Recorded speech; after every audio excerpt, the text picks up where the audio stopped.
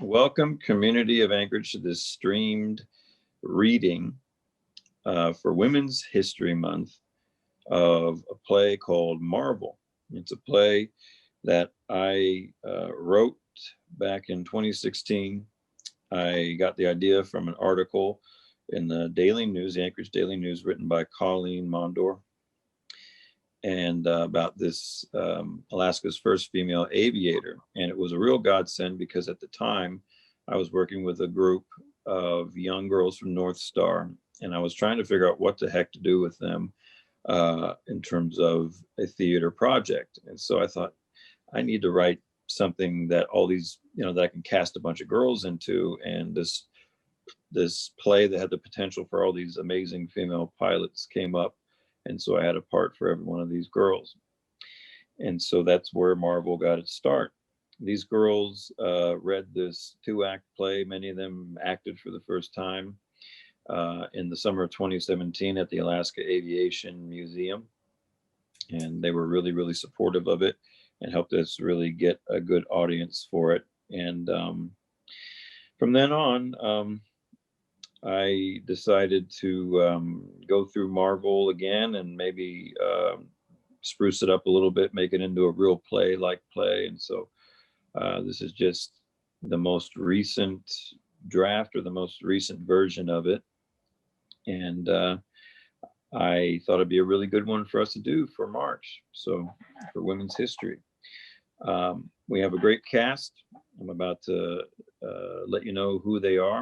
I want to let them all know that I appreciate all of the first of all, their interest in this and their participation and helping us out. So thank you very much. So here's our cast. Playing young Marvel is Rhiannon Cottle. Young Joe will be me, Matt Fernandez, the younger version. Elizabeth Crosson, Marvel's mother, will be played by Petra Illig. Esler Crosson, Marvel's father, will be played by Jim Hackey. Narrator, aka Mrs. Hagen, will be read by Pat Jarrett. Marvel Crosson is read by Boogie Willis. Joe Crosson is read by Matt Fernandez. Zelma Crosson is read by Rhiannon Cottle. Lily Osborne is read by Mary Alice Larmy. Noel Ween by Richard Fulton. And Richard Fulton's also playing Mr. Hatch. Hornsby is read by Nikki Saxton. The reporter, Lynn Murphy. Herbert Fahey and Mr. Silas by Eric Schloop. Radio announcer, Matt Fernandez. Emery Brandt, Matt Fernandez. Louise Thaden is read by Grace Goodyear. Ruth Poncho Barnes by Taylor Sowson. Ruth Elder, Kelly Wilson. Claire May Fahey, Mo Stratton. Amelia Earhart by Maddie Cleaver. Bobby Trout, Kendra Gladwell. Mr. Williams, Jim Hackey. Mr. Kirby, Scott Rohde. Thea Rash, Christina McCoskey. Blanche Noyes, Devin Marilot. Opal Kuntz, Noel LeBlanc. And that's Noel LeBlanc. And stage directions by Jane Baird. Without further ado, we present Marvel. Act 1. The twin prop engine rumbles and hums. Lights up. It is August 19th, 1929 in Arizona. A young girl follows the sound of a plane nearing the ground as it flies over. Susan! Susan! A far-off plane crash is heard. Enchantingly, the scene transforms back to 1913. The setting is now Sterling, Colorado, at the Logan State Fair. Young Joe Crosson, age 10, enters and calls to a young girl. Marvel! Marvel! What is it, Joe? Come here, I want you to see this. Marvel's teacher narrates by reading a series of letters from adult Marvel. My dear, sorry, went away. My dear Mrs. Hagen, it's only been 16 years since I first ever set eyes on that wonderful flying machine. I remember it well. It was 1913 at the Logan State Fair in Sterling, Colorado. I was 13 years old. I still remember the smell of the cotton candy, the roasted nuts, and that single prop engine. Young Marvel joins her brother Joe. They stop and watch a plane's engine turn over and buzz. It is loud. Father, Essler, and mother, Elizabeth Crosson, rush to the kids. Geez, kids, stand clear now. Daddy, what is that? You know, don't you? That's the propeller.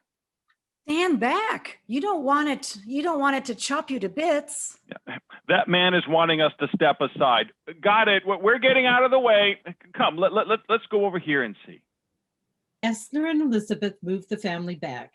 They stand there and watch the plane as it prepares to take off. What's it do? The noise is overpowering. What? What's the propeller do? Oh, well, Noise increases more as the plane takes off down the runway. Marvel watches mesmerized as the plane races down the runway and takes off. it creates what's called thrust. See, the speed is faster than the The noise drag softens significantly as the plane is taken higher into the sky. That's okay, Daddy. I can see how it works now. There's the sound of a plane buzzing off in the distance. Joe and I were hooked, so much so that we were able to convince Ma and Pop to move the whole family down to the Dutch Flats Flying Field in San Diego, California. 6 years later, San Diego, California, 1919, the Crosson home. They did. They took all of us and my baby sister Zelma to those airfields because there was no denying that Joe and even I were going to be pilots someday. The Crosson family dines around the dinner table. Joe or Marvel, Yes, Mother. whichever one of you is closest, will you make sure Zelma has an even serving, please? Sure, Mother. So now that we're here, what's the plan of action? Do you know what you're going to do? I hope you have some plan mapped out already. I hope it's more than just being here. Well, I don't know yet. Okay, just because you're here doesn't mean something's just going to drop in your lap, Joe. Well, we just got here. The next step is to figure it out. Joe's going to go to flight school. What's that cost? Oh, no, Mother, I'm paying his way. Well, how in blazes would you do that, girl? Because Joe's going to teach me what he's learned. Everything, every day. Well, son, looks like Marvel has a plan. Okay. Okay. Okay. Early summer 1924 at Dutch Flats Flying Field, Marvel grabs a dining chair, sets it outside, donning goggles and a hat. Joe teaches her as if it's her simulator. Joe went to school and I worked my tail off doing any kind of job I had. I was a grocery girl. I worked in the airplane hangars, sweeping, cleaning, but also learning how to properly oil a plane and maintain it. Shucks, I was getting paid to learn about planes. It was a bully of a deal.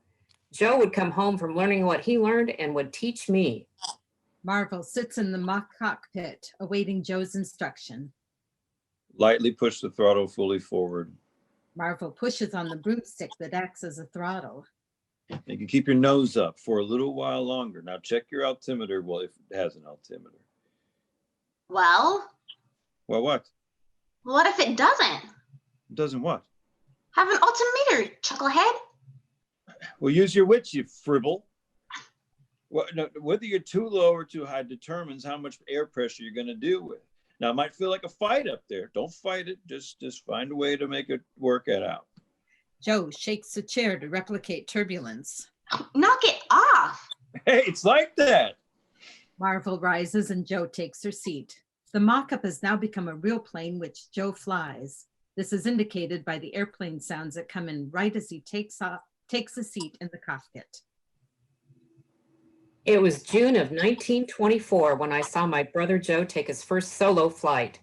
I was proud of him, no doubt about that, but all I saw up there in that plane was myself, where I would be one day soon. We hear the sound of the plane landing. After landing, Joe stands straight out of the cockpit. Well, I tell you. Woo-wee! All right, now it's my turn. Look at you. Boy, you're filthy. Oh, it's dirty up there. I can barely hear anything anymore either. Joe, I got us a surprise. Joe, What? I got us a surprise. Oh, yeah? Big surprise. Big, huge. The surprise of surprises. Well, will you spit it or what? And speak up. Hang on, I think I've gone deaf. It's a plane. Will you knock it off? You didn't hear what I said? No, and you know it. Now, come on, Marv, out with it. Oh, sorry. Let me repeat. I got us a plane.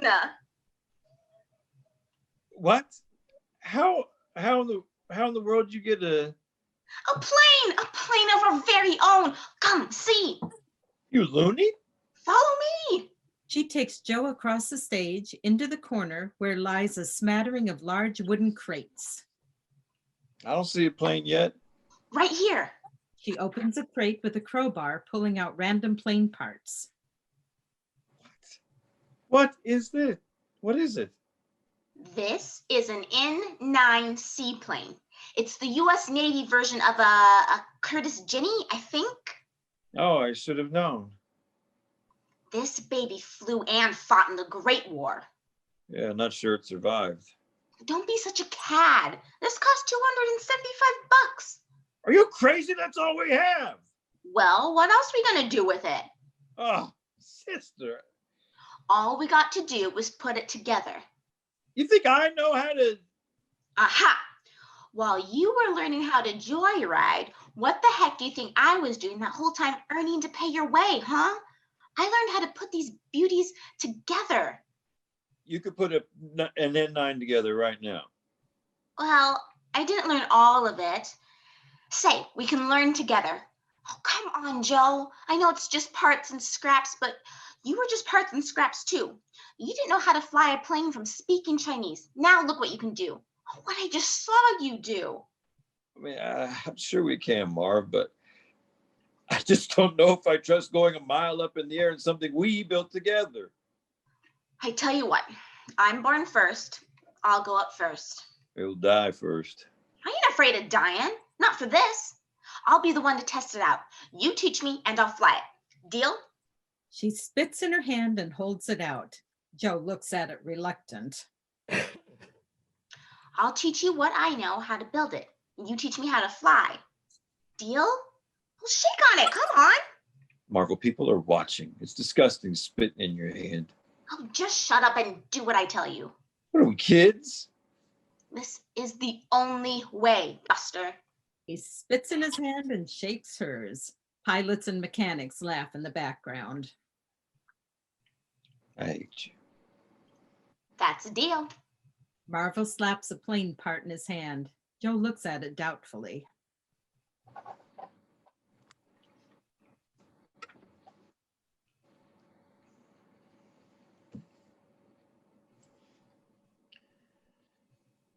Can we at least get someone to help with this damn thing? June 20, 1925. Dutch Flats Flying Airfield Hangar. Marvel and Joe assemble their plane. At that time, I was working in a camera shop and Joe worked fixing cars. He applied what he'd learned to airplanes. Automobiles are not much different than prop planes, except of course one goes up. I know what you'd say. You'd prefer to operate the one that stays on the ground. Joe was helpful, but didn't teach me as much as I needed. So I hung around the Dutch Flats as much as I could, asking any pilot I could about what they knew. Finally, they started to figure out that I was serious about planes and most especially flying them. Joe and Marvel observe their recently assembled cockpit. Marvel seats herself within. Roomier than I imagined. I'm afraid they don't make planes with girls in mind, Marv. On June 20th, 1925, Marvel starts the plane. The prop revs up. I, Marvel Crosson, The plane rolls down the runway and takes off. touched the sky. I was a pilot now, just one of the boys.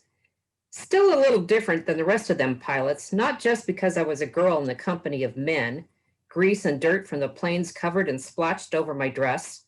Me and the guys were pretty chummy, but there was something about this fellowship that used to get under my skin and make me bite my lips. These good guys never forgot I was a girl. There was a shade of condescension in their palship. They acted as though it was just a pleasant thing for a girl to be interested in flying. But just among us men, it was of no importance. I could feel the sex line drawn against me in spite of the fact that they were splendid fellows and pals of Joe. The scene transforms to the Crosson home. Marvel hands a toy plane to Zelma, who flies it around. Joe rushes in, letter in hand. Dirty rat! Hi, George. What is it, Joe? Mr. Bennett's done it this time. What? He's sending me away. Send you away? Where? Alaska, of all the God-forbidden places. To punish you? What else? He wants me to stay in some icebox called Fairbanks. Sounds exciting to me. Well, then you go. You get to fly, Joe, up in Alaska. Sounds like a real adventure. As what, a pilot? Don't you get it? He's going to have me all tied up there doing hangar work. I won't get to fly a darn thing. Why? Get a clue. I'm going to be a stinking mechanic, or worse, pushing a broom around the floor. Shoot, probably shoveling snow. That no good jerk. I'm sure you'll find a way. You think it's so great? You go. Well, I wish I could, you little brat, but nobody's handing over jobs to me except for stocking grocery shelves. For the past 5 years, I've been out there panhandling for crumbs of tips about flying. I'm a regular dumb Dora to everyone over there at Dutch Flats. And you know what? I could outfly any one of those turkeys. Well, they don't see my skills. They see my dress, my hair. But my little brother, well, they'll throw every opportunity at him. And why do you think that is? That's what I'm trying to tell you. These aren't great opportunities. Do you understand? Well, they're more than I get. Is that fair?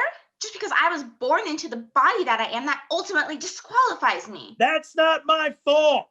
Maybe with me up there freezing to death, I won't get in your way anymore. Yeah, well, maybe you won't. Well, why don't you go tell it to the suffragettes? At least I won't get to suffer you anymore. At least a while. Joe storms out. What's a suffragette? In Fairbanks, Alaska, Joe pushes a broom across the stage. After 2 months of freezing in Fairbanks, restoring planes and sweeping out the hangar and shoveling a bit of snow here and there, Joe figured things out like I knew he would. He made friends all over the Alaskan territory. Mr. A.A. Bennett's curse soon turned into a blessing, the adventure of a lifetime. And I think he felt bad for some of the things he said, since it turned out I was right all along. Joe eventually got to fly all throughout the last frontier, visiting people and places that you can't get to unless, like he told us, dog or plane. Joe made a real name for himself up there, and he was right. Joe's shadow left with him, and now it was up to me to make something of my own down here in California. It was all Marvel Crosson now, Marvel and her warplane. Marvel services her plane. A mechanic enters and hands her a letter. Joe, reciting. Dear Marvel, don't tell Mother and Pop about this, but I can no longer count how many times I've almost died up here. Oh, so exciting. I know you would think it's so exciting, and it is. 3 of my pals are heading out on a polar expedition. Hubert Wilkins, who is one of the 3, contracted me to fly a reporter to the town of Barrow. It's at the very top of the territory bordering the Arctic Ocean. You wouldn't believe it, but I flew this reporter in an open cockpit Swallow. It was 10 degrees below zero. En route, I had to fix the broken radiator. That reporter might have screamed if his mouth wasn't frozen shut. Wilkins assumed that we had returned to Fairbanks. He was surprised to see me and the reporter in Barrow that next day. Marvel runs into Zelma's room. Son of a gun! Zelly, we got a letter from Joe. Zelma enters.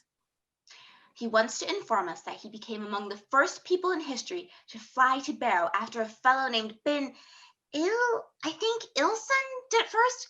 Him and some pals, Noel Wine, my word, these names, and Russ Merrill are preparing for the first transatlantic airplane flight from Alaska to Spitsberg, Norway.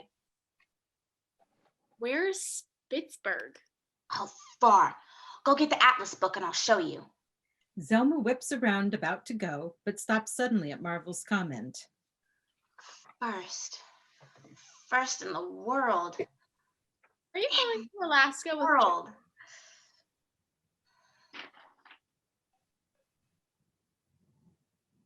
Are you going to Alaska with Joe? Oh, more than anything, I'd love to go there and start breaking records. I love Joe more than just about anything, but to go up there with Joe, I don't want to just be Joe's sister again.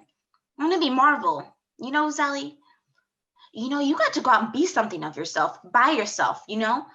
I've got to be something by myself. No one else is going to do it but me. But it's you that really wanted to fly more than Joe. Well, he loves it too. He's darn good at it too. Yeah, but I think you love it more. Well, he gets more chances than me. So what? What? What do you mean by that? I think you should just do it. I'll do the best I can. Alaska. You know they call it the last frontier? It's like the only place left to be discovered. Oh, I want so badly to be the first at something. To be remembered in the history books as the first in something. To do something that no person in all of history has ever done. To wake up in the morning, look in the mirror, and just know it's you. That's what I really want. If I wait around anymore, all of those firsts are going to be used up. All right, Zell, I'll tell you what. You run my life for me this one time and tell me what to do. That's kind of cowardly. I know, but you're brave. Tell me. Well, you should go up to Alaska. Try it out. Try it on for size. See if it fits. I don't think that'll be a problem. Points to the atlas, a picture of North America. Look, see how big it is? Might be too big for me, you think? My, is that really how big it is? Oh, yes. Well, say, what about you? I might get lost up there. Will you get lonely without someone to play with you? I'll let you go up there for now. You go be the first at something, then come back. Anyways, I have plenty of kids around to play with me. Oh, I see you've got yourself covered. But then you come back. Okay, I will. Thank you for letting me do that. I think you should just do it. That's all I needed, kid. Anything you say. Kessler enters. Scene transitions to outside of the Crosson home in California. In just 6 months, Joe had flown 500 hours and 34,000 miles. My plan was simple. At least I thought it was at first. I'd sell my beloved N9 and take Zelma's advice. Get up there anyway and anyhow. And anywhere I can drive a Ford to Alaska. Marvel. You can't talk me out of this, Dad. I know that. That's why we're going to pay your way. Essler hands her a boat ticket. Dad. The steamer leaves early, so you better get your affairs in order. Essler. Now it's your turn, my girl. Marvel and her family board the ship and look over the side at the Alaskan scenery. So after Joe's final visit home to us, we came back up with him on a steamer bound for the last frontier. Once we reached the southeastern reaches of the territory, it was beyond words. Magnificent. It was all so fresh, like going back to another time. So much of this land was unaltered and original in so many ways. It was a holy shrine that I felt moved to genuflect to. It was open and free. The last frontier, a final chance for mankind. There were firsts to be made here. Fairbanks, Alaska. Joe enters, hands Marvel a folded paper. Well, that's a first. What's that? You're officially the first licensed female pilot in Alaska. From then on, every time I woke up in the morning and looked in the mirror, I was Alaska's first woman pilot. Everybody knew me as that. Well, that's a first. I'll take it. My first days, it felt like I was learning the ropes all over again. Alaskan skies were tough, and the people just as tough in more ways than one. In Lily Osborne's cabin, Marvel sits around a table with Noel Ween and his fiancée, Lily. Another thing you've got to watch out for are the mushers. Mushers. As in dog mushers? Like Mhm. mushing? Mm-hmm. Pilots are not the most welcomed around here. Tell her, Noel. I've had a few close calls. Sabotage. I knew it was those dog herders. They do it all the time. Either they don't know how dangerous it is to clog an engine or clip a wing, or they simply don't care whether you live or die. They just want you to get out of their damn way. Either them or the shopkeepers. Shopkeepers have done it too. Why would shopkeepers do anything? Well, before us, you see, mushers had been the only ones to transport people or goods around the territory. They had become quite a syndicated trade here. Then we come along and they just can't compete with the speed of our planes. What we bring to the transportation business in these parts is revolutionary. Now, the shopkeepers, they're sore because, you see, these mushers stop at various stops along the way. We cut out the middle, and the middle is them. The more stops, the more shops. You get it? Oh, yes. Yeah, all we've got to do is gather supplies at one base. Sad fact is, they're losing money, and it's because of us. Nostrovia. That's why I inspect my plane before I go out every time. You'll need to do that too. Not only are you a pilot, but a girl to boot. Oh yeah, some of them are just gonna love your pretty face. Fascinating. So we've got us some mean competition out there. They'll kill you. No fooling. Girl or man, don't matter to them. Not all of them would go so far. Wowee. Sounds like you like that fact. Of course she does. It's the most exciting thing that could ever happen to her. She invites it. Well, at least she'll fit right in. Marvel dresses in her fur coat, her hat, and goggles. Joe, Noel, and Lily were right. We were sweeping up the transportation business in the territory. Bush pilots, they called us, and we were not welcomed. There were signs put in villages and towns that read, "No dogs or pilots allowed." I guess we were just like dogs to them, and Joe was right. My goodness. The look on some of those town folks' faces when I popped out of that cockpit and they saw just what I was. Marvel slides out of the side of the plane, goes and hands a crate to a native Alaskan wrapped in a furry hood. A shopkeeper runs out to her, shaking a rifle in the air. Marvel joyously hops into her plane. I think some of those shopkeepers and mushers didn't know whether to shoot me or marry me. She blows him a kiss. You have to understand just how isolated it is out there. There wasn't very many girls from California around, if you know what I mean. Marvel takes off. Marvel flies over the icy tundra through the white skies. Alaska was a marvelous land, however. Its blend of mystery and melancholy. It was pure wild. Its charm compelled me. If I had limitless fuel, I'd stay up here forever. Whenever clouds or fogs cleared, I would look down and see herds of the caribou, the little white foxes, the musky beasts, and even the bears. Over the coast, I'd see large rocks coming out of the ocean with fat, lazy walruses lounging about in the hundreds.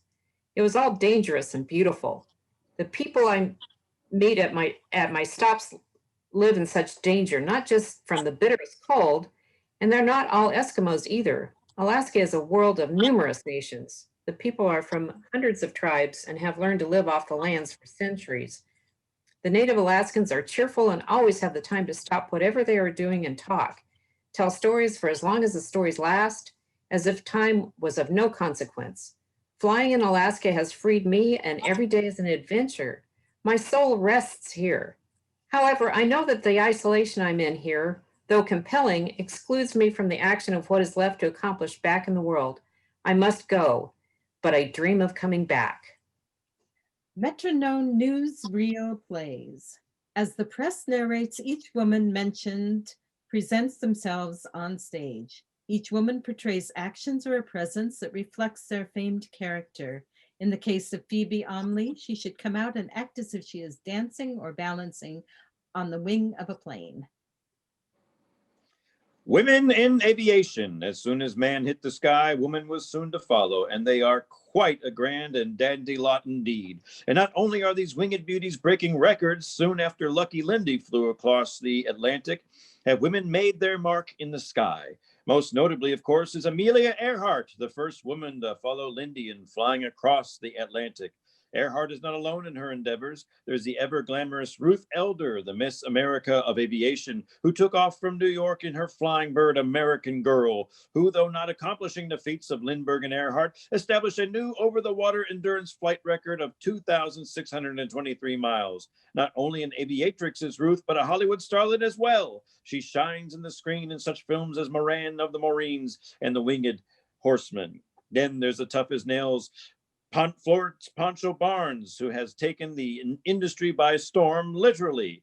Her mystery circus of air barnstorming troupe competes such death-defying stunts in the air that have never been dared before. Speaking of death defiers, Phoebe Omley is no stranger to danger. The first woman to earn a federal pilot's license, Omley carries out the unthinkable with her fearless acts. Watch the skies and you might see her overhead dancing on the wings of her plane or even dangling off the end, hanging on with only her teeth. Marvel Crosson, the Pollyanna of the North, as she's known, is making strides up north as Alaska's first female pilot, delivering goods and services to some of the most remote places and cultures in the world, and the first woman to do so. But that's nothing compared to her most recent accomplishment as the setter of a new altitude record and traveling from LA to New York in just 2 days. The women pilots exit, and Marvel stands straight out of her cockpit, clad in leather coat with fur cuffs and collar. Members of the press crowd her plane. She extends her hand to one of the reporters. He helps her out of the cockpit. So, Marvel, are those real Alaska furs? None other. What's next for you, Marvel? Yeah, what's your next stunt? Are you going to hang by your teeth? No, I'm no Phoebe Omley. I like to think I'm brave, but I know I'm not that brave. Oh, come on, Marvel. What's next? The world wants to know. Oh, I already know what's next. Oh, what is it? Yeah? Tell us, Marvel. I'm setting out to become part of the very first women's air derby later this summer. Actually, I was already signed up. Once I heard about the Derby, I hauled my derriere to Cleveland and was the first to sign up on the spot. Since I was the first, my plane was going to have the number 1 painted on the side of it. A detailer peels off the stencil from the side of her plane, revealing the number 1. Marvel removes her Alaskan winter garments, leaving her dressed in her choppers and shirt. She slips on a brown leather jacket. I couldn't have been happier about that. In the meantime, Joe stayed in Alaska and joined Wilkins and Eielson to help them be the first to fly across Antarctica. The women were breaking records more than the men were. We were all wild about breaking records. We were crazed about outdoing one another, and nothing more so than outdoing those men pilots. The skies freed us all to test how far we would really go. What a time to live in. We are modern day pioneers and everything is about firsts. We women were pals, but a competitive lot nonetheless, always showing each other up. Once one woman broke a record, there would be a group of dames right behind her trying to break it again. And that was when Louise broke one of mine. Louise Thaden from Pittsburgh had set the new women's altitude record shortly after I'd set mine. I had plenty of time before the Women's Air Derby, so I lined up sponsorship quickly to challenge Louise's record. Union Oil even gave me an open cockpit 300 horsepower Beechcraft travel airplane, and the National Aeronautics Association supplied the calibrated and sealed barograph to be carried on board. I now have one of the fastest planes in the sky. Marvel rushes off stage. Her plane roars loudly through the sky. Marvel Crosson wins the NAA's first officially sanctioned women's air race between Palo Alto and Oakland. Crosson, who's come to be known as the pretty Los Angeles aviatrix, took the prize of $150 from the likes of Amelia Earhart and some of the top names in aviation today. Marvel jumps in the cockpit of her new plane. She flies. I had won the first women's air race, but Louise Thaden's victory over my record still loomed over my head. I set out on my first flight in February 1929 to beat her record. It was the first time I ever wore a parachute. Beating Thaden was a very tough thing to do. The temperatures up there would freeze everything up. My time flying in Alaska was a great help to me. There I had flown in temperatures of 20 to 30 below zero. High altitudes seemed just as cold or even colder. On February 10th, I took care in getting all my equipment ready and tried again. The southern part of California was covered with a low pressure area, which makes a very low ceiling for any type of plane. And with a sealed barograph, I tried for 2 hours to get higher than 20,000 feet. But finally, the gasoline began to ice up in the carburetor and the motor began to lose heat. So I had to come on back and try again. End of Act 1.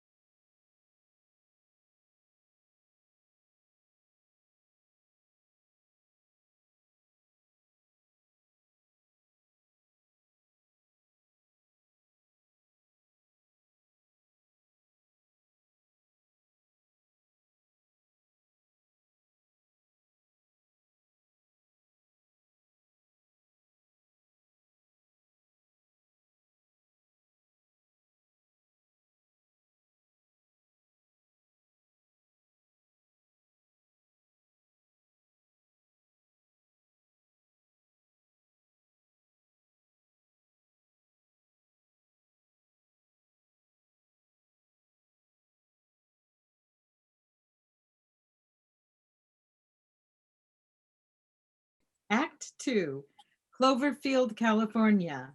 Marvel stands on a stage with Amelia Earhart, Ruth Nichols, Louise Thaden, Pancho Barnes, and others.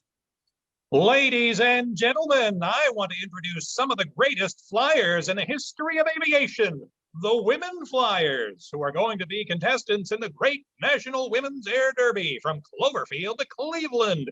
Let me introduce you to Florence Pancho Barnes, the lovely Marvel Crosson, Alaska's first female pilot, the world-famous Amelia Earhart, Ruth Elder, Ruth Nichols, Phoebe Amley, Louise Thaden, Miss Thea Rush from Germany.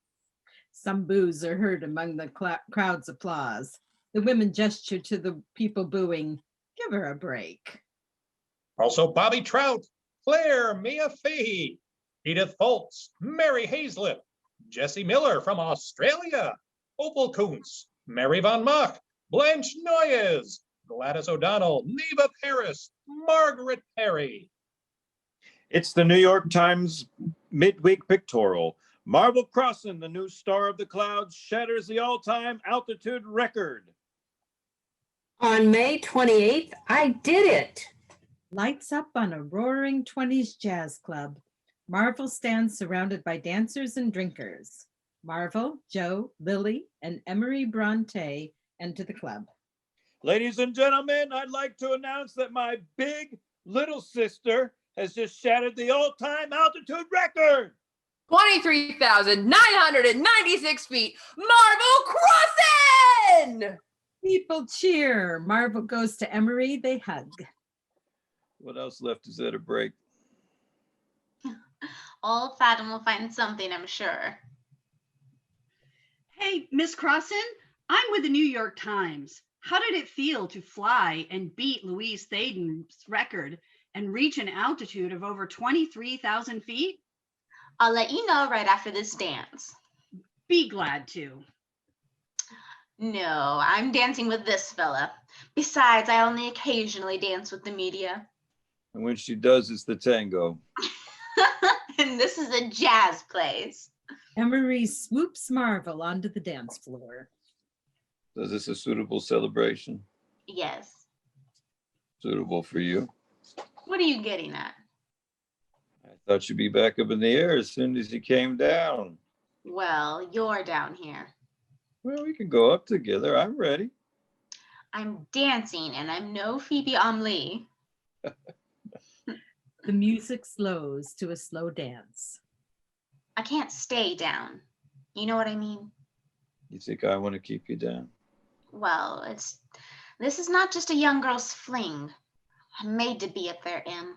I'm not a bird, but God made me to fly. And as I am, I'll do that however I can. You are doing it, sweetheart. I'm not going to be with anyone who will keep me grounded. I love you, but loving me comes with that. Do you understand? Heck, Marvel, I'm a pilot too. You know what I mean? So we'll be in the sky then. We'll be a flying family. Family? I mean, couple. We'll be a flying man and wife? Sure. A flying family. With flying babies too? We could break another record. What's that? Well, you could break another record. You could be the first to ever give birth in a plane. Oh, what? You're revolting. You could stay up there as long as you want. Do you understand me? You know what I wanted to do? Me too. Me too what? I asked, you know what I want to do, and you say, me too? I want to get married when you land the race in Cleveland too. When I win the race in Cleveland, you mean? Right, when you win. That's if you win. That's not going to happen. Of course not. What was I thinking? We'll elope. Marvel and Emery sit in the movie theater watching Walt Disney's Mickey Mouse cartoon, Plane Crazy. People laugh throughout the scene, including Marvel and Emery. Did you ever think you'd be here? Most girls have dreams, right? What kind of fool question is that? Do girls dream? Well, I mean, similar in nature to men. Not sure I follow. Less champagne next time, all right, dear? No, I'm not. I'm just not getting it out right. I mean, I know girls have dreams such as aims, but they're sort of narrow. I suppose most girls dream of being mothers, wives, nurses, maybe even going so far as to run a business. You know what I mean? That's not all. But to see, that's the point I'm getting at. Well, there's more. Precisely. There's more. More now. There's more now. Now. It's compelling. Yeah, I dreamt of things like that, but because I really didn't know that there was anything else out there. I only knew what I saw my mother do, and she did a lot. There were no other ladies in my life that did much else.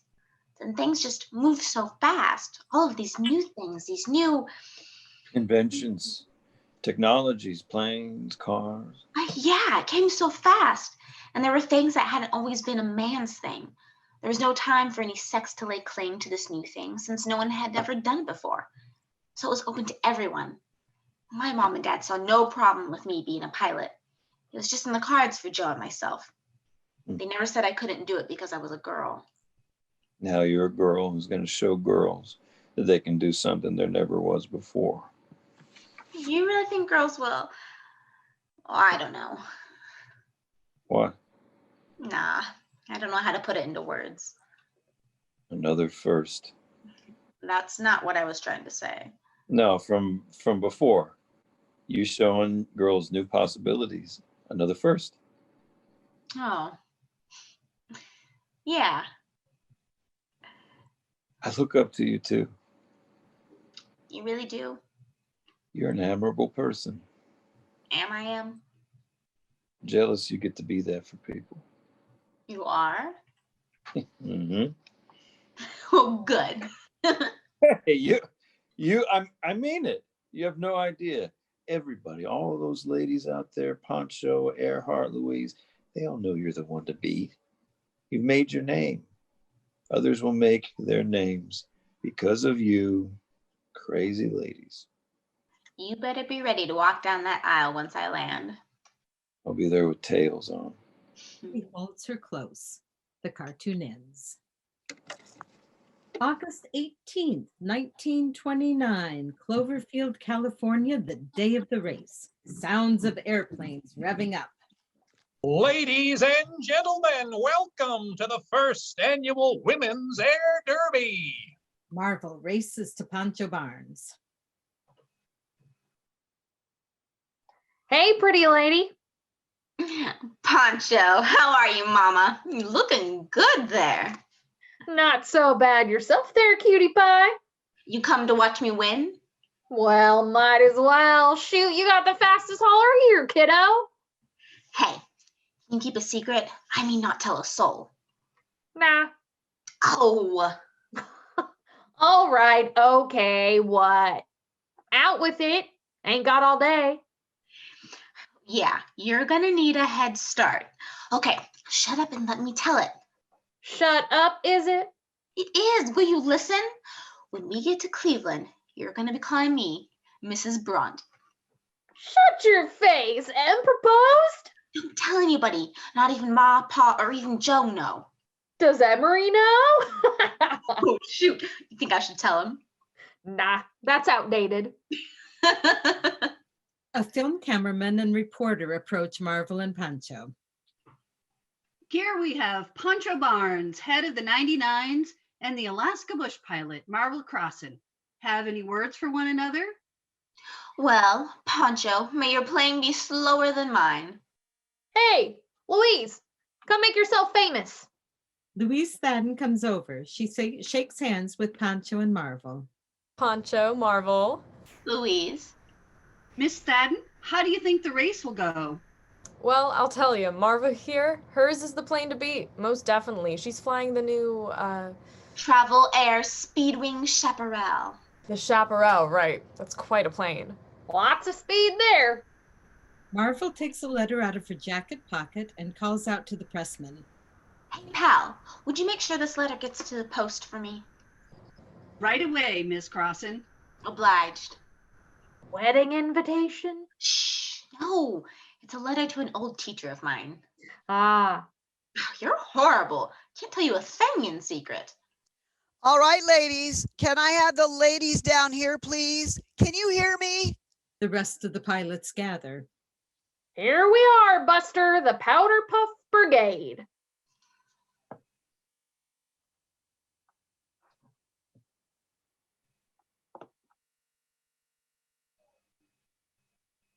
Powder Puff? That's what we're calling this shindig, the Powder Puff Derby. Whatever for? Because they saw all of you powdering your noses every 5 seconds. That's how they know. Bobby Trout, in mid-powdering, snaps her powder case shut. May I have your attention, please? All right. I want to make sure all of you are clear on the itinerary. You'll make your first stop in San Bernardino. There you must hurry to get yourself ready for the banquet that evening. Banquet? Didn't you read the itinerary? Yeah, but we kind of thought it was optional. I mean, we gotta oil our planes once we set down, you know? It's kind of a tradition for me. I don't just leave my plane and to go get gussied up. No, you are all required to be at the banquet. Your planes have to be tended to some other way. That's the race, ladies. Hey, did you hear about Opal? She's out finding a new plane. Why? They told her little 300 horsepower travel air was too fast for a woman to handle. What? Yeah, they're making her find a new plane or she's out of the race. Oh, that's ridiculous. Tell me about it. Ladies, it's time to start your engines. The pilots run to their planes, fade to black. Engines fire and a crescendo of sounds of planes taking off fill the scene. And they're off. 5 women in the lighter plane class are off. Miss Bobby Trout in the lead. Behind her are Phoebe Umley, Edith Fultz, Jesse Keith Miller, and Thea Rush. Lighter planes run by in the sky. Scene 4, an evening banquet at the first leg of the race. Amelia Earhart and Marvel Crosson sit together at a table. They clearly haven't lifted a finger to clean one spot of muck off of themselves. The other pilots come in together, clean and dressed for dinner. What took you so long? Where the heck have you two been? We were worried. Well, it was either a wash up or get all that dang dust and sand out of our engines. We chose the latter. You two look like... Hell. I believe congratulations are in order to Pancho Barnes, the winner of the first leg of the race. Now, don't wear out your congratulations, ladies. There's many more to come. Oh, I thought I'd give you this one, Paunchy. Enjoy this last hurrah before you start coming in second, behind me. Oh, now, lady, it wasn't all grace and skill. What happened to you out there, Earhart? I heard you had to head back as soon as you took off. We'll never know if I would have beaten you this leg, Pancho. Once I was up in the air, I got an electrical short in my panel. I wasn't going to mess around with it. I circled and landed. Lost 14 minutes. Mechanic worked fast. I think he knew how adamant I was. Shoot, they do well to know how competitive we are. Hell hath no fury. Isn't that right, ladies? You can say that again. Look at the evil eyes. The local Bettys are shooting this way. Oh yes, the natives are getting restless tonight. Well, what do you expect? You two look like you dug yourself out of San Quentin. You two look filthy. I had to oil up our planes and be here on time. Hello, ladies. Thank you for coming. You two... This is Amelia Earhart. Yes. And Marvel Crosson. Yes. If you ladies didn't bring any dining wear this evening, there are some women here who would gladly attire you. Marvel waves with blackened, greasy hand at the women eyeing them from across the way, holds a piece of bread with her dirty hand and tears off a piece with her teeth. Oh, that's nice, but this is our dining wear, isn't it, Madame Crosson? Most nights for me when I'm flying. Heck, back in the territory, this is what they call a Yukon evening gown with all the trimmings. Yes. Well, you see, this is a formal affair. Well, many of the ladies and gentlemen find it unbecoming for a woman to dine while wearing... Yes. You mean pants? Right. Pants? But I'm not wearing any pants. I think he means our choppers, dear. Oh, our choppers. Well, these are choppers, dearie. Choppers? What's wrong with you dames anyway? Don't you know everybody can see all of what you've got going on down there? Hey. Don't worry, mister. We'll take them off if you like. Heck, we'll take them off right now. Marvel gestures as if to rip her pants right off, but stops just short of Mr. Williams rushing off stage. Oh my God. Sit down, Marvel. Oop, he brought his big daddy. Oh, they're bringing in the big guns. Mr. Kirby, a cooler character, enters. Having fun, are we, ladies? Well, we will when the beer gets here. You deserve it, moderately. A safe and successful first leg. Congratulations to you, Miss Barnes, and to you, Miss Trout. So, what's next on the course route? Well, next you'll be landing in Calexico. We figure that... Nah. Look here, Sonny. I'm serious now. That just won't work. What won't work? What's the matter, Poncho? It ain't safe, I tell you. You ever seen that skinny little landing strip? Well, I've been there. Nearly killed myself trying to land a little old Curtis Robin on that thread. We've got heavy-duty planes here, pal. We certainly ain't all gonna fit, I guarantee you that. Nope, we are not landing in no Calexico. You gotta pick another stop, Sonny. I'm sorry, ladies, that's the destination. My foot it is. We don't have to stand for this. In fact, we won't stand for that. Yeah. Yeah, we're not right. standing for this. Whatever happened to Yuma? You either change the route to Yuma, Arizona, or we don't go no further. Not a one of us will fly. You read me? Now you go tell your big boss man back in Cleveland, Ohio that. Kirby walks far across the stage to a young man. Spotlight closes in on Kirby. Get me a phone. The young man vanishes off stage for barely a moment and returns with a candlestick phone. Get me the race commissioner in Ohio. I don't care what time it is. He's asleep. Well, send someone over to his house and wake him up. I've got a mutiny on my hands. Women are taking votes. They refuse to fly into Calexico. Yes, to land in Calexico. They say they won't. No, they won't, unless we change the route. Spot out on Kirby. We see the women's table moments later. They're rowdy, laughing, drinking, having a great time. This chicken is superb. Kirby enters and stands at their table. All right, ladies, you win. The next stop is Yuma.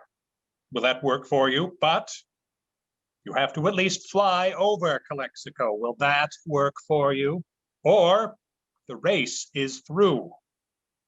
And do what? Oh, we'll wave to the spectators below.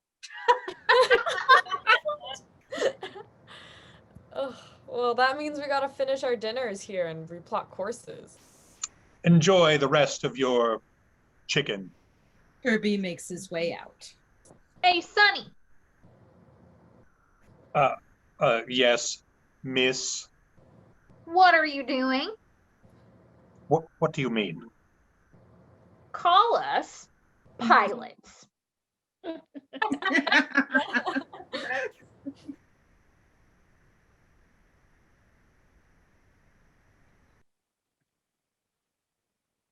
Okay. Kirby leaves aggravated. August 19th, 1929, day 2 of the race. It is very early in the morning and the pilots are gathered, fully dressed on the runway in San Bernardino. Jeez Louise, why did they call us out of bed for this early in the morning? Only had 2 hours of sleep. Same here.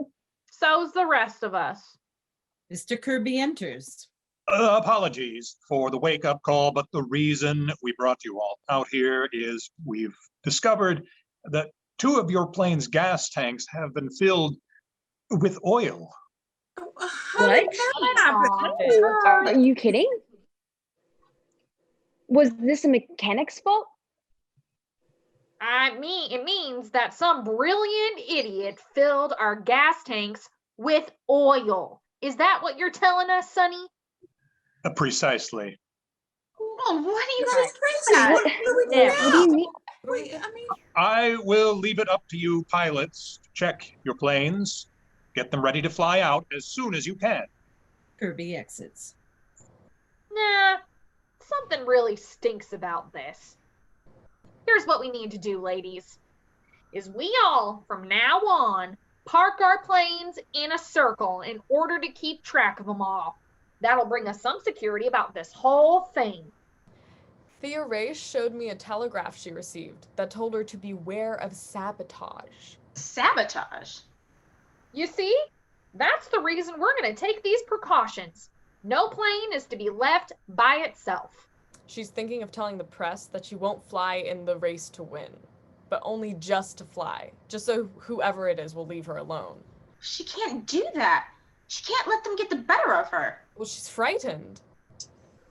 Listen, we gotta hurry and get ready. They'll announce us in a few hours. The pilots race off to their planes.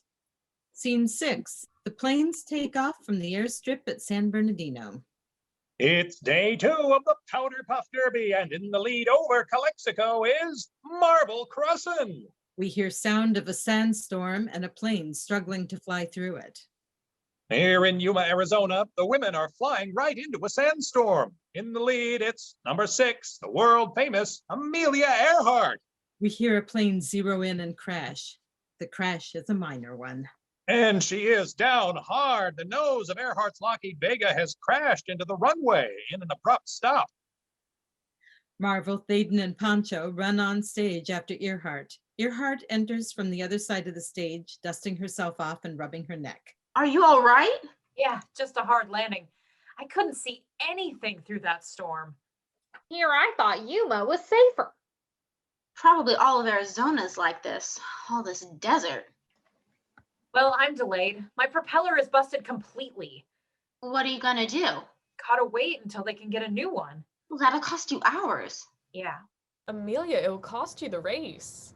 Well, we'll just have to wait with you. Damn right. A member of the press runs to the pilots. What do you plan to do, Miss Earhart? Allow me to field this one, sweet cheeks. Miss Earhart's a bit rattled, as you can obviously see. She's a fragile, delicate little daisy. Oh, shut up, you criminal. Pancho jokingly pats her mouth. We don't go up until Earhart goes up. Right, ladies? Right. That's right. Why would you do that? Well, you're the most famous of us all. Might just be the best of us. You've proved more than any that a woman can do what a man can do in a plane. You make us all look good, Earhart. So you're finishing this race with us all. Well, it's gonna be a number of hours yet. Let's find some shade before our brains fry like eggs in this heat. Ugh. It must be 100 degrees. Whose dumb idea was it to do this in Arizona in August? Fade out. It's an hour later. Marvel, Pancho, and Earhart catching shade under the wing of a plane. Nothing but water under all this. I thought it was hot up in the air. Got Niagara Falls pouring out under my boobs. Oh, but don't you love it though? Dirt and grime getting in your face. It's hot, it's loud. We'll probably all be a bunch of deaf old biddies by the time we're all grandmas. What? I said we'll all be deaf. What? Oh, Pancho, you're incorrigible. Downright annoying if you ask me. Earhart and Pancho commence with a brief arm-slapping fight. Oh, too hot. Ah, Amelia, that's just because you haven't spent as much time with me. Grandma's What grandma's ever done a thing like flying, huh? I never did anything like that. That's because there never was nothing like that before, dummy. Pancho hits Marvel's leg. She hits back. They scrap for a bit. Enough, stop. It's too hot for all that. Ugh. Yeah, we'll be a certain breed for sure. I love it. I mean, don't get me wrong. I like being clean, dressing nice, and going out and all that. But there's more to me than just that. I know that now. I get to face something dangerous, getting all mucked up, that smell of grease and oil.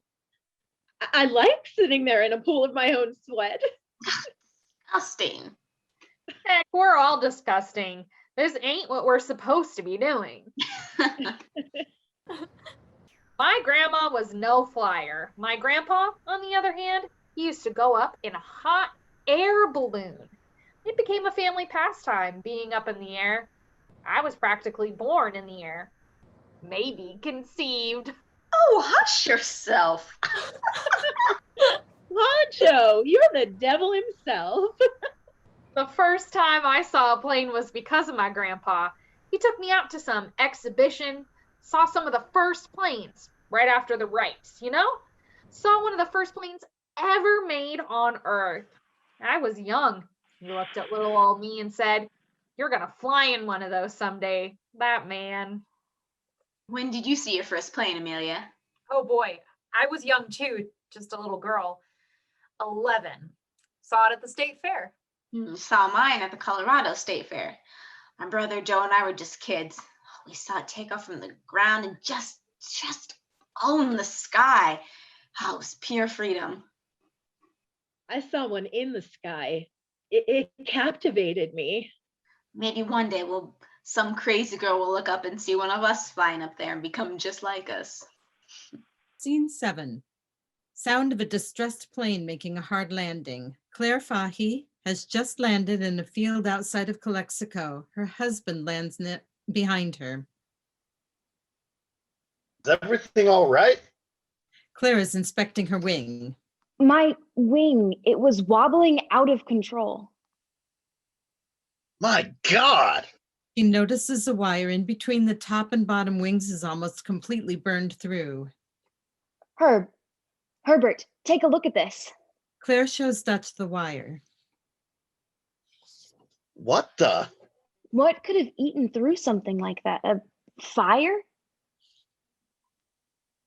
This was something like acid. What in the world? I was afraid of this. What?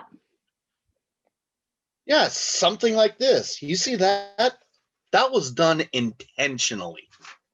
That's what I'm thinking. If I get my hands on putting my wife in danger. Why? You know they don't want you up there. Who? People, men, that's who. Not all of them, of course. Women pilots are a threat to their aviation business.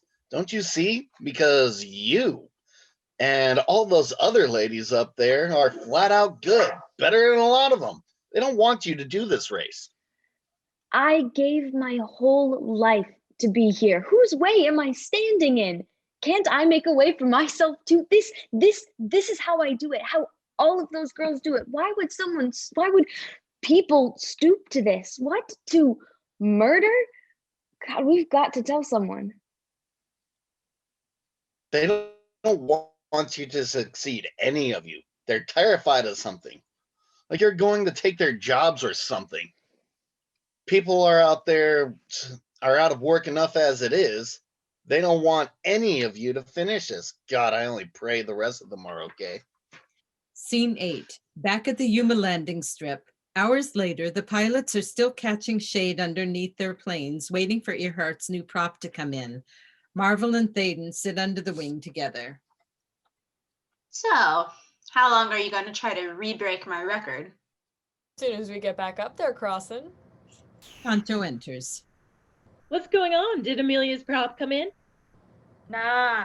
You hear what's been going on, though? What? Came in on the wire that a lot of the girls have been grounded. For what? Are they all right? As far as I know. Who? So far as I know, Claire Fahey, Thea Raish, and Bobby Trout. Oh, not Bobby. I was rooting for her. You know, I wondered about this. I wondered if anyone would have a gain at tampering with this race. Oh, come now, Poncho. We're not flying the most sound machines in the world, you know. I know, but what about Thea's letter about sabotage? What would anyone want to sabotage us for? There's always a reason. Figured it might be because a lot of fellas got some pretty high bets on some of us. They must have had a lot of money in this to tamper with a few planes, get a little advantage. I've seen it done before. I don't know. Yeah, that's pretty low down to be risking people's lives over a few bets. Well, how are your planes holding up? Fine, as far as I know. Just fine, I think. Good enough. What do you mean? Well, nothing. Engine's giving me a little bit of trouble, but just a little. Did you get it looked at? I will. Heck, you could have gotten it taken care of while we've been waiting this whole day. I know. Get it taken care of. Promise us. Get it fixed. I will. Mr. Hatch, a member of the race committee, rushes in. Harold's got her prop. We got to get you ladies off the ground. You ready? Yep. I'll get it fixed when we land in Phoenix. Marvel and Thaden hop up. See you in Phoenix. Thaden rushes off. Promise me, Crosson. I promise. Marvel rushes off. Pancho watches her go, uneasy. At a press conference, the grounded pilots stand amid journalists, cameras popping left and right. So far in the race, women pilots have run into many difficulties with electrical and engine problems. This is Bobby Trout, who held the lead over Phoebe Omley. Bobby, tell us what happened up there. I had the lead on Omley, like you said. All of a sudden, my engine started spinning. I brought her down about 6 miles from Yuma at the Mexican border. I was low on fuel, which is really puzzling since I had fully refueled back in San Bernardino. Miss Thea Rasch of Germany, you were brought down as well, is that right?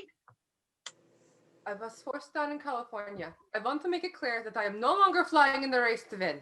I just want to enjoy the race from now on. I'm not in it to win. Mrs. Fahey, your husband came to your aid when you were brought down right outside of Calexico. Is that right? Yes, it all started when I heard a ping, ping sort of sound. It was the wire breaking apart between my wings. Oh my. Yes, I have the broken wire right here. Oh, wow. Get a picture of that, will ya? Terrifying. Yes, I am reluctant to announce that due to my husband's wishes, I will be dropping out of the race as well. Thank you. Fade to black. Radio announcer comes in over the air. And the race carries on despite pilots grounded, some for unexplained reasons. These ladies are going down without a victory. The radio announcer fades out as the sounds of the remaining planes buzz by. Scene 10. At the banquet in Phoenix, Thaden, Pancho, Ruth Elder, and Blanche Noyes sit at their tables. Blanche and the pilots stare at a similar sight on their plates. Didn't they know we had chicken last night? Just wait. It'll probably be chicken every night the way this thing is organized. Earhart enters. Ladies, you all look well groomed. Say, where's Crosson?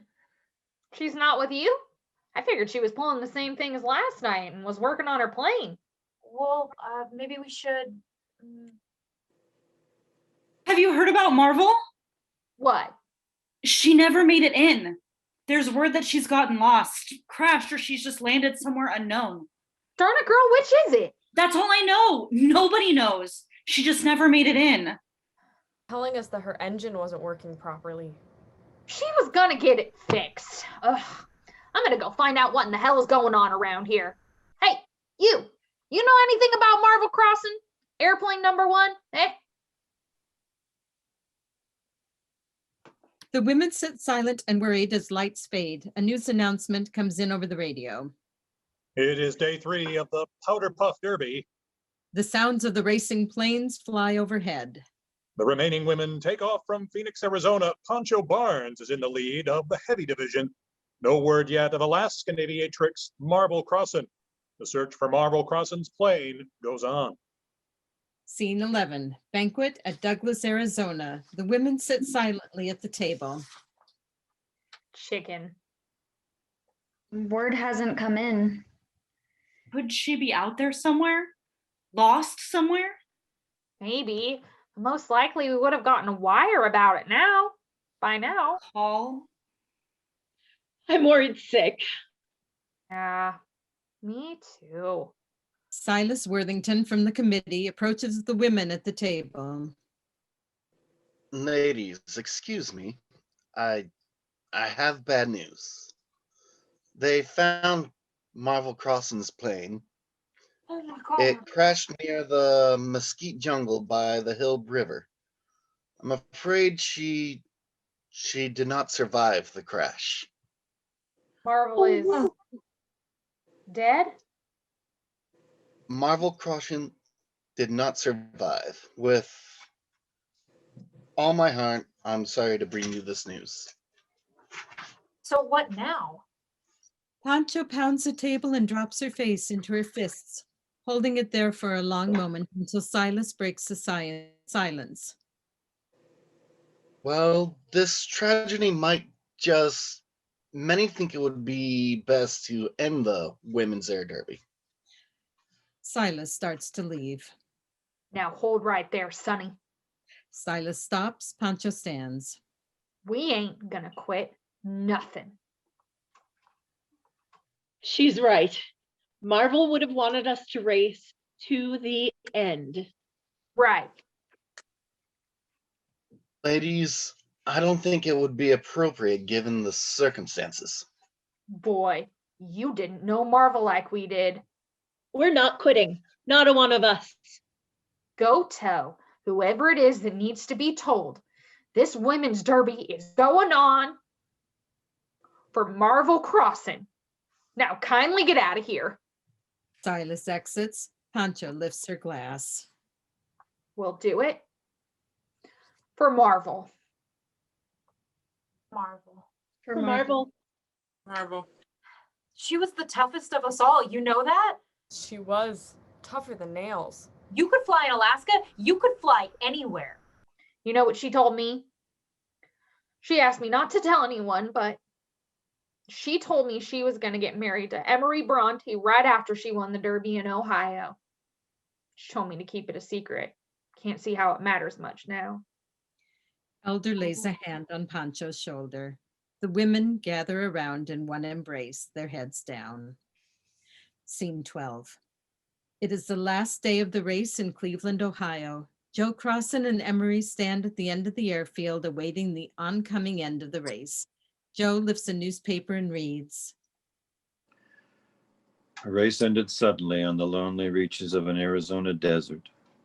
A tragic accident. No one will ever know how it occurred. For like the sky and the sea holds its mysteries. She typified the splendid new spirit of American womanhood. This brave young girl who was so true to her ideas. We will always remember her for her gay smile, her winsome beauty, and for her rare courage. So to Marvel Crosson and to her glorious sisterhood, we pay the very high tribute at our command. My sister, she may have seemed to always follow after me, but the truth is, I was following her our whole lives. Here they come. You know, Joe, she would have won this thing. She'd be happy we were here to see. Here they come. First in the lead of the light division, Phoebe Omley. Fade out. The sounds of planes flying in amplify. Cheers join the noise. And in the heavyweight division, the winner is Miss Louise Thaden. Light up on Marvel.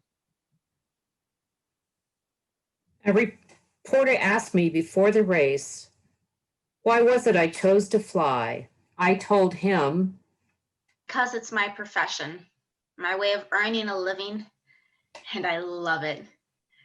I've given up my life to prove that women pilots are the best in the world, and I love it. End of play. Take a bow. Yay. Thank you jazz very hands, much. jazz hands. Thank you, everybody. Yeah. All right, folks, that's the play. I hope you enjoyed it. I want to thank all of our actors. I also wanted to mention, I didn't mention this in the beginning, that Rhiannon Cottle also played the role of aviatrix Jessie Keith Miller. So she took on 3 roles this time. Anyways, folks, stay tuned for more Anchorage Community Theater postings on YouTube and stuff like that. We have a lot more things coming for you. Other than that, please enjoy this month of March and remember all of the wonderful contributions that women have made in American history, including our wonderful pilots then and now. We salute you. Thank you very much.